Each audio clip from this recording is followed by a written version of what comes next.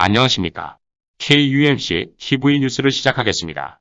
국민의힘 전당대회와 맞물리며 최재형 영입론이 커지고 있습니다. 공개적으로 러브콜을 보내는 이도 있습니다. 당대표에 도전하는 조경태 의원은 4일 중앙일보와의 통화에서 많은 국민들이 최 원장이 국민의힘에 들어와야 한다고 말씀하신다며 내년 대선에서 정권 교체를 하기 위해서는 최재형 원장과 윤석열 전 총장 같은 사람들이 국민의힘에 들어와야 한다고 말했습니다. 특히 초선그룹인 신원식 의원, 초선 대표가 필요한 이유 중 하나로 김동연 전 경제부총리, 최재형 원장 등을 민주당에 빼앗기지 않아야 한다고 그 이유를 대고 있습니다. 이승주 기자가 전해드립니다. 국민의힘 의원들이 영입에 가장 열을 올리는 이유는 가장 먼저 거론되는 게 원칙을 지키는 반문투사 이미지입니다. 이른바 탈원전 정책 감사로 불리는 월성 원자력발전소 1호기 조기 폐쇄 결정의 적절성에 관한 감사원 감사 과정에서 여권이 무차별 십자포화를 퍼부었는데도 꿈쩍도 하지 않았다는 것입니다. 지난 1월 임종석 전 대통령 비서실장은 최 원장을 향해 집을 잘 지키라고 했더니 아예 안방을 차지하려 든다. 주인의식을 가지고 일하라 했더니 주인 행세를 한다고 공개 적격하기도 했을 정도로 원칙의 정도를 걷고 있는 강직한 사람이라는 것입니다. 최근에도 감사원은 조희연 서울시 교육감이 전교조 소속 4명을 포함한 해직교사 5명을 부당하게 특별 채용한 걸 지적한 감사 결과를 밝히기도 한 직무에 충실한 공직자였습니다. 또한 여권의 강력한 옹호를 받고 있는 방송인 김어준 씨와 관련해 서울미디어재단 TBS를 감사하기 위한 사전 준비 절차도 밟고 있습니다. 특히 작년에 현 검찰총장으로 내정된 김오수 검찰총장 내정자를 최 원장이 청와대가 김오수 내정자를 감사위원에 임명하려고 하자 친정부 인사라는 이유로 거부했다고 언론들은 일제히 보도했습니다. 이에 청와대는 같은 해 7월 감사위원 임명권은 대통령에게 있다는 점을 분명히 밝힌다며 최 원장에게 경고장을 보내는 듯한 발언을 했습니다. 최 원장은 그해 8월 국회에서 열린 예산결산특별위원회 전체회의에서 청와대에서 요청한 분이 있는데 제청이 안 되는 것은 문제가 있는 게 아니냐는 백혜련 더불어민주당 의원의 질문에 감사위원회 정치적으로 중립성과 직무상의 독립성을 지킬 수 있는 적합한 인물이 제청되고 임명되는 것은 굉장히 중요하다고 반박했습니다. 그러면서 감사원의 정치적인 중립성과 독립성을 지킬 수 있는 인물을 제청하라는 것은 헌법상으로 감사원장에게 주어진 책무라며 내게 맡겨진 책무를 다하려고 노력하고 있다고 덧붙였습니다. 한편 작년 청와대 감사에서 청와대의 부당한 업무 처리와 기강 해이를 조목조목 지적하는 감사 결과를 내놓은 것을 두고 최재형 감사원장이 청와대와 각 세우기에 나선 것 아니냐는 해석이 정치권에서 나오고 있었습니다. 감사원은 이 당시 친문 핵심 인사들의 자문료 부당 수령을 적발하는 등 12분야에 걸쳐 청와대의 업무 처리 잘못을 적발했습니다. 또한 감사원은 지난 6월 8일부터 보름 동안 대통령 비서실 등 세 기관, 국가균형발전위원회 등 대통령 소속 자문위원회 4곳에 대해 기관 정기 감사를 실시했습니다. 이를 통해 2012년과 2017년 대선에서 문 대통령을 도운 핵심 친문 인사들이 대통령 직속 자문위원회에서 매월 자문료 수백만 원을 급여처럼 받은 사실을 적발했습니다. 현행법상 비상임 비상근 위원장에게 자문료를 월급처럼 고정적으로 지급하는 것은 불법입니다. 2017년 문재인 후보 진영 자문기구 출신인 송재호 전 국가균형발전위원장은 2019년 1월부터 월 400만 원씩 총 5,200만 원을 지급받았습니다. 역시 캠프 출신으로 일자리위원회 부위원장을 지낸 이용섭 광주시장과 이목혜 전 의원은 2018년 4월부터 2020년 2월까지 같은 방식으로 각각 5,513만 원, 1억 4,099만 원을 받았다고 지적했습니다. 감사원은 이외에도 동영상 제작 용역 발주 과정의 계약법 위반, 경호처 직원들의 무단 외부 강해, 청와대 내 미술품 관리 소홀 등 문제점 12건을 확인해 6건의 주의, 6건엔 통보 조치를 내렸습니다. 노영민 대통령 비서실장에게도 계약 관련 업무를 철저히 하라고 주의를 줬습니다. 감사원은 경호처 차장과 총무비서관까지 불러 의견을 듣는 등 이전보다 강도 높은 감사를 벌인 것으로 전해졌습니다. 이를 두고 최 원장이 감사 결과로 청와대는 개입하지 말라는 메시지를 던진 것이란 말이 나왔습니다. 이러한 감사 결과 해당 처장 및 비서실장에게 감사원에서 강력한 경고를 주는 감사원장은 정부 건국 후 없었다고 많은 국민들은 입을 모아 칭송하였습니다. 이상 이승주였습니다. 다음 뉴스입니다. 국민가수라며 남자 트로트 가수 임영웅이 실내 흡연 및 노마스크 논란에 휩싸였습니다. 건행, 건강하고 행복하세요를 외치며 건행 전도사로 사랑받던 터라 이미지 타격은 불가피해 보입니다. 강수정 기자입니다. 4일 스포츠 경향은 이명웅이 이날 오전 서울시 마포구 DMC 디지털 큐브에서 진행된 TV조선 뽕숭아학당 촬영 중 건물 안에서 흡연을 했다고 보도했습니다. 매체에 따르면 이명웅은 촬영이 잠시 멈췄을 때 대기 장소에서 흡연을 한 채로 돌아다녔다고 보도했습니다. 마스크는 쓰지 않은 상태였습니다. 이날 매체가 공개한 사진에는 마스크를 쓰지 않은 채 흡연을 하는 이명웅의 모습이 담겼습니다. 같은 공간에 있던 스태프가 마스크를 착용한 것과는 상반된 모습입니다. 관련해 이명웅 측 관계자는 확인 중이라는 답변을 내놓은 뒤 별다른 입장을 밝히지 않고 있습니다. 여기에 이명웅이 실내에서 흡연하는 모습이 담긴 영상이 수면 위로 드러나 논란이 더욱 커지고 있습니다. 영상 속 이명웅은 실내에서 홀로 담배를 피우고 있었습니다. 문제는 같은 공간에 다른 멤버들, 특히 미성년자인 정동원이 있다는 점이었습니다. 또 코로나19 상황으로 방송계가 여러 차례 촬영 중단, 방송 중단 등 많은 피해를 보고 있는 현재입니다. 특히 출연진을 포함해 관련 스태프, 방송 제작진 등 적게는 수십 명에서 수백 명이 한 공간에 모이는 불가피한 상황도 있습니다. 이에 방송 관계자들은 마스크 착용, 실시간 소독 등 방역 경각심을 늦추지 않고 있는 긴박한 현재 상황입니다. 실제 이명웅도 미스터트롯 탑6 멤버인 이찬원이 코로나19 확진 판정을 받음에 따라 검사를 받고 자가격리에 들어간 경험이 있었습니다. 하지만 실내 흡연 및 마스크 미착용 논란이 불거지며 누리꾼들의 질타가 이어지고 있습니다. 그간 건실한 청년 이미지로 사랑받아온 이명웅에게 큰 오점이 될 것으로 보입니다. 이와 관련해 소속사가 어떤 입장을 취할지 그 귀추가 주목되고 있습니다. 다음 뉴스입니다.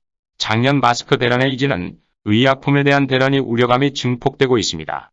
그 이유는 의약품 생산 대국인 인도에서 코로나19가 급속히 확산하면서 미국과 유럽 등지에서 의약품 수급 차질 우려가 높아지고 있기 때문입니다. 강수정 기자가 전합니다. 유럽의회가 웹사이트에서 소개한 인도와 중국의 국제의약품 생산기지로서의 분포를 보면 주요 약물 성분 생산량의 80%를 차지하고 있는 두 나라가 유럽에서 판매되는 의약품 완제품 약 40%, 파라세타몰 해열 진통제 전 세계 생산량의 60%, 페니실린 항생제 생산량의 90%, 이부프로펜 해열, 소염 진통제 생산량의 50%가 중국산 혹은 인도산이라는 것입니다. 특히 인도는 특허 보호 기간이 지난 약물의 복제품인 제네릭 의약품 생산 비중이 큰 것으로 밝혀졌으며 독일은 의약품 선진국이라는 이미지가 있지만 지난 2019년 전체 의약품 공급량에서 제네릭 의약품이 약 78%를 차지할 정도로 의존도가 높은 실정이라고 밝혔습니다. 독일의 제네릭 의약품 협회 프로제네리카의 연구에 따르면 지난해 유럽에서 유통된 제네릭 의약품 중 약 41%가 인도산입니다. 게다가 인도의 제네릭 의약품 생산 중심지인 마라아스트라 지역은 현재 코로나 바이러스가 가장 기승을 부리고 있어 더욱 큰 타격이 예상됩니다. 이번 사태를 계기로 유럽 각국을 포함한 산업화 선진국들의 높은 의약품 해외 의존도가 또 한 번 도마에 올랐습니다. 중공 바이러스 사태로 방역용품 의존도가 불거진 지 약 1년 만입니다. 독일 제네릭 의약품 협회의 볼프강 슈페스 협회장도 작년 10월 한 강연에서 신종 코로나 1차 위기 때는 독일의 의약품 대란이 발생하지 않았지만 다음번에도 모든 것이 순조로울 것이라고 기대해서는 안 된다며 대책 마련을 촉구한 바 있습니다. 실제로 코로나 바이러스 사태 이전인 지난 2016년 가을 중국 진안 지역의 한 공장에서 대형 폭발이 일어나 여러 국가의 수개월간 페니실린계 항생제 공급 부족이 빚어지기도 했습니다. 언론을 중심으로 의약품 품귀 우려가 치솟자 독일 정계도 술렁이고 있습니다. 독일은 이미 지난해 마스크 대란으로 한바탕 홍역을 치른 바 있었습니다. 옌스 스판 독일 보건부 장관은 작년 10월 우리가 어떤 방법으로 유럽산 의약품의 생산과 공급을 다시 자극할 수 있을지 고민할 필요가 있다고 말했습니다.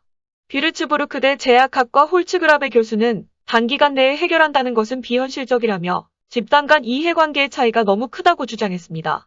독일에서 생산할 것인지 혹은 유럽에서 생산할 것인지, 생산한다면 어떤 약물을 생산할 것인지 국가와 제약회사, 의료보험사들이 먼저 합의해야 하는데 이해관계가 충돌해 쉽지 않다는 것입니다. 홀츠그라베 교수는 이런 기본적인 합의가 이루어져야지만 우리가 앞으로 나아갈 수 있고 장려 대책을 통해 필요한 인프라를 구축할 수 있다면서 갈 길이 멀다고 덧붙였습니다. 다음 소식입니다.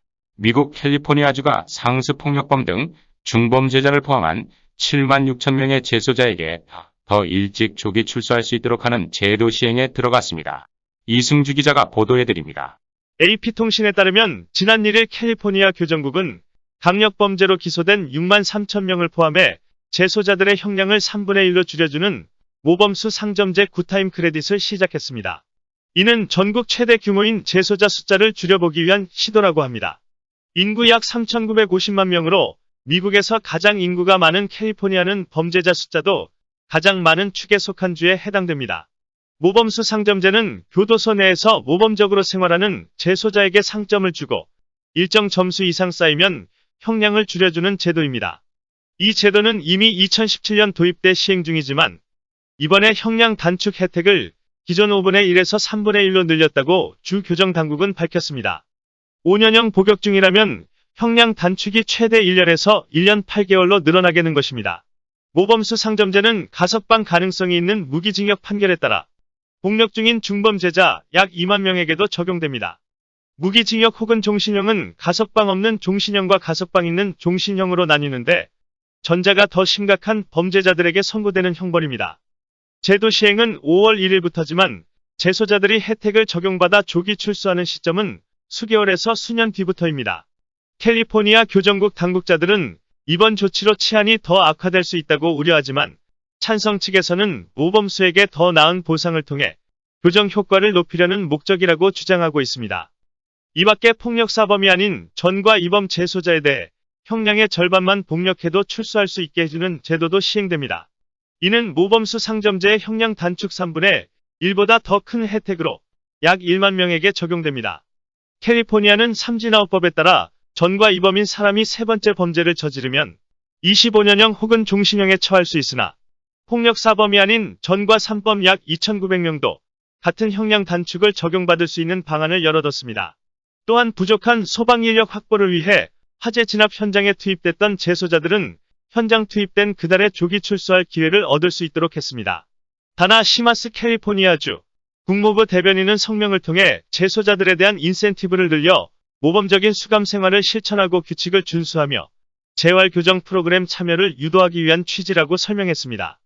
대변인은 성명에서 이를 통해 재소자들이 더 빨리 사회에 복귀하도록 함으로써 재소자 숫자를 줄이는 데 도움이 될 것이라고 밝히고 있습니다. 반면 범죄 피해자 지원 시민단체는 캘리포니아의 새 제도가 방향성이 잘못됐다고 강하게 비판하고 있습니다. 비영리 단체인 형사재판법정재단의 헨스 스키데거 법무이사는 범죄자는 모범적인 수감 생활로 잃어버린 시간을 돌려받게 되지만 그렇다고 그들이 망쳐버린 피해자들의 시간은 돌아오지 않는다라고 지적했습니다. 다음 뉴스입니다. 미중 갈등이 전 세계 정치, 안보, 산업 전반으로 확대되는 가운데 우리나라 국민 10명 중 8명은 중국보다 미국이 더욱 중요하다고 인식하는 것으로 나타났습니다. 정서적인 호감도 측면에서도 미국이 중국에 비해 2배 가까이 높은 것으로 조사됐습니다. 강수정 기자가 보도해드립니다. 3일 전국경제인연합회가 우리나라 국민 20세 이상 성인 1,010명을 대상으로 시행한 미중 갈등 아래 한국인의 선택 조사 결과 종합적인 측면에서 한국의 중요한 국가를 묻는 질문의 응답자의 77.7%가 미국이 더 중요하다고 답했습니다. 중국이라고 응답한 국민은 12.7%에 그쳤습니다. 경제적인 차원에서는 미국이 더 필요하다는 응답이 70.7%로 중국 19%에 비해 3.6배가량 높게 나타났으며 안보 측면의 한반도 평화를 위해서도 미국과 더 좋은 관계를 유지해야 한다는 응답이 75.9%로 중국 16%보다 더 높게 집계됐습니다. 미국이 중국보다 더 중요하다고 선택한 주된 이유로는 자유민주주의, 시장경제의 동일한 가치 공유로 41.4%로 절반가량을 차지했으며 한반도 평화를 위한 중요한 안보동맹 35.9%, 세계 1위 경제대국과의 협력 강화로 16.2% 순으로 손꼽혔습니다.